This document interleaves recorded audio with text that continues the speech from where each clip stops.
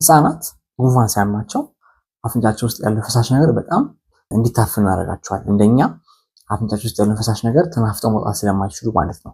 ስለዚህ እንዲህ በጣም በምትቸገሩበት ጊዜ በተለይ ማታ ማታ በጣም ልጆቹ በዚህ ነገር ሲታፈኑ ማድረግ ያለባችሁ አንድ ነገር ነው። ኖርማል ሳላይን የሚባል ነገር ከፋርማሲ ትገዛላችሁ።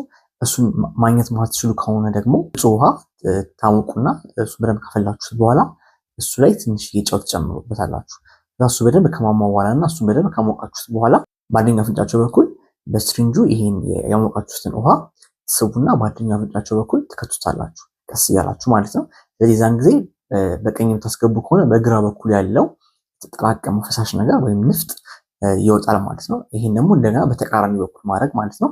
ስታደርጉት ልጆቹ ኖርማሊ መናፈቅ ያልቻሉትን ፈሳሽ ነገር በቀላሉ አስወገዳችሁላቸው ማለት ነው። ስለዚህ ይሄን ጉንፋን ሲያማቸው ፈሳሽ ነገር ሲጠራቀምባቸውና በጣም አፍንጫቸው ሲዘጋ ቤት ውስጥ ማድረግ የምትችሉት ቀላል ቴክኒክ ነው ማለት ነው።